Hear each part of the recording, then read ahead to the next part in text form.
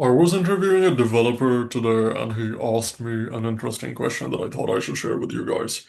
So at the end of the interview, he goes, since he was not as experienced, he has just done his diploma, he was like, in my industry, if I'm less experienced, will I get the same roles as somebody who has more experience? And he was also implying a degree because he had done a diploma and he was looking for people with degree. And he was asking me that because he had just was somewhat impressed by looking at my social profiles. Anyways, so my answer to him, before I tell you the answer I gave him, let's go back 6 months before on how I came up with this answer, right? And why, more often than not, in the long run, strategically, it's much more advantageous to pick somebody who can learn and grow a lot faster, as opposed to somebody who is experienced yet doesn't yet lacks the growth potential. Logically, not like for whatever emotional reason. So we were having lunch. This is fun. This is a fun story, right? Might be slightly triggering, but we were having dinner at the end of a 3-day workshop in like one of my previous workplaces. The owner is the boss is like sitting next to me, like the leader. And well, in my previous company, luckily I was the guy who lacked experience, came in, wasn't hired officially, volunteered to work for free, and then ended up getting a part-time and then getting upgraded. You know, 21 years old in first year of his degree, whereas everybody else was like experienced marketer, all that stuff with a fancy ass resume. Right, today it doesn't matter one bit. Like I just have so much results that most marketers can't really compare as much. But back up, even back then, actually, it was the same thing was true because this is like 4 or 5 months before I left that company. So that means I'd already been like there for 1.5 years. And by that point, I had done millions in sales. I had serviced 4 times as many clients than the other, like the amazing account manager or like the other colleague who was saying that, along with had done a lot more trickier and complicated stuff. So, anyways, so he goes and he's bragging on the table about like the role he used to do at his previous company, the large contracts, making these random suggestions without any concrete plans. But anyway, so within that process, he said something fun. So he was talking about how he used to interview people in the previous company and how he was the person who was basically like in charge and does all this stuff. So he was like, I used to make them cry. I would give them these questions that were so tricky, and I would tell them to show me how to do that. Um, and at that moment, I think I was like, is that something to brag about? Like, is the main thing I didn't say this. This was just my internal thought at that period. That when you're hiring somebody, you don't want them to cry, dude. You want them to feel as comfortable as possible so they can actually tell you that they're idiots, as opposed to you stressing them out under pressure and they come up with lies or whatever to just. But anyways, forget that stuff. So he was saying that, and then he says later on, looking at me, um, I mean, we were having a really decent relationship during this period. Um, anyway, so he looks at me and he says, "You're lucky you're working in this company. You're really lucky. You have no idea how lucky you are." Yeah, luck. And then he said, because if I was the owner, I would have fired you. Nice, nice, right? And nobody said anything. This wasn't one of those anime moments when, your team members come behind your back and they try to defend you and they're like, how dare you say that about Varys? He works harder than all of us. No, nothing like that happened. And normally I should have ignored him, but for some reason that comment stayed in my head for like, this was in Perth, so I flew back to Gold Coast where I'm living right now. And like, I was just like, I think I went to beach and I was having KFC. Strange, right? In a fast food restaurant. I used to eat a lot of junk food back then, but who cares? So I was like sitting there and I was just trying to brainstorm. Like, knew he was wrong. I needed to come up with a concrete reasoning for it. Logically, in terms of ROI per person, I was way ahead of him. I had done 4 times as many. Both of us started at the same time. He had a master's degree. He was hired through a selection process, proper selection process. I walked up to the guy, told him to let me work for you for free. He ignored me for a month. I followed up. Finally, he gave me the chance, made me like the junior most assistant to a person who was leaving. And before leaving, told me that this company is a nightmare, don't work here. And I was so motivated, I pretty much ignored that. Um, anyway, so I had to like fight for every single thing. I didn't know marketing, didn't know how to make funnels.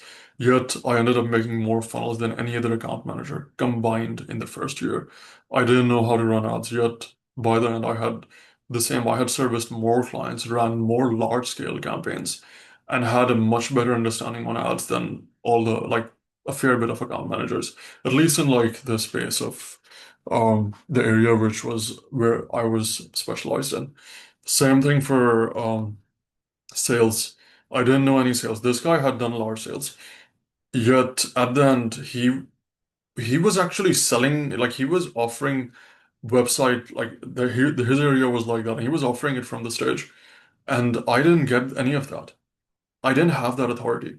Yet I ended up selling a lot more, like almost four times as much as him, with four times as less leads. I had 80% closing rate on average. And I would bring people out, and this is like during workshops, they were already prepped. But again, both of us had the same slots, right? So I was on average doing much better than him. But logically, on paper, he's a much stronger candidate. He has a master's degree. He has a fancy resume, has worked for one of the bigger companies.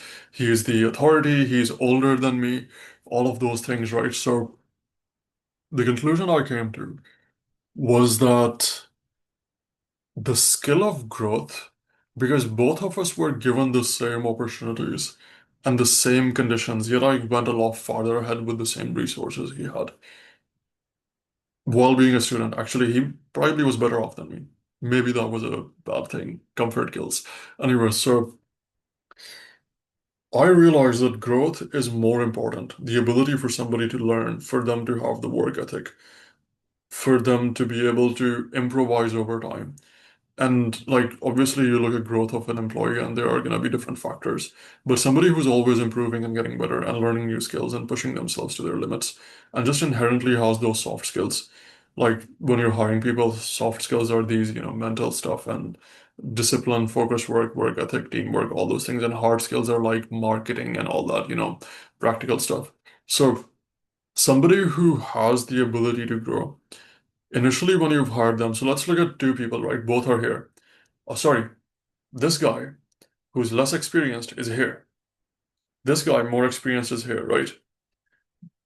But in terms of growth factor, this guy is like this. This guy more experienced is slightly like this because he's working at he's growing 2.5x every month. This guy might be 0.5, even that's a lot. But anyways, just an example. So what happens is maybe during the first few months, he has the upper edge and he's staying there and he's gradually improving. But what happens is this guy will eventually meet up with him. He will catch up, the one who has the ability to grow. And when finally he catches up, then every year after that, he's gonna grow in folds more than the person who just remained over here. And obviously, this is an extreme example because, well, if you hired properly, you'd also have experienced people who can grow. But quite often, that's not the case. Or quite often, when you're hiring for entry-level roles, you might have to make some certain trade-offs, right? In the long run, I'd always pick somebody who is hungry and has desire to work more. For a bunch of reasons, they don't have a lot of stuff to unlearn. They don't have prejudices about work. They are already like they haven't been like stung before in workplaces, so they just are like complacent in that zone that I'll just do the bare minimum to get paid. Ideally people who are invested in the mission, who are willing to do whatever it takes. And I mean, growth is a side effect of that. The only person who's going to grow at that speed is somebody who's invested in the company, right? So my answer to that guy, coming back to the developer I interviewed today actually, um, was that 100% you can still win, be successful, and get all the large roles and positions, even if you don't have experience. because I have done that. And also because there are so many variables that come into play. And if at the end of the day, it's all about results, then you can compensate for your lack of experience that maybe somebody with more years above you has, with the amount of work ethic, planning, and wit. Not all of us are talented, and many of us are born disadvantaged. Like, that's just the reality of things. But are you just gonna give up? No, right.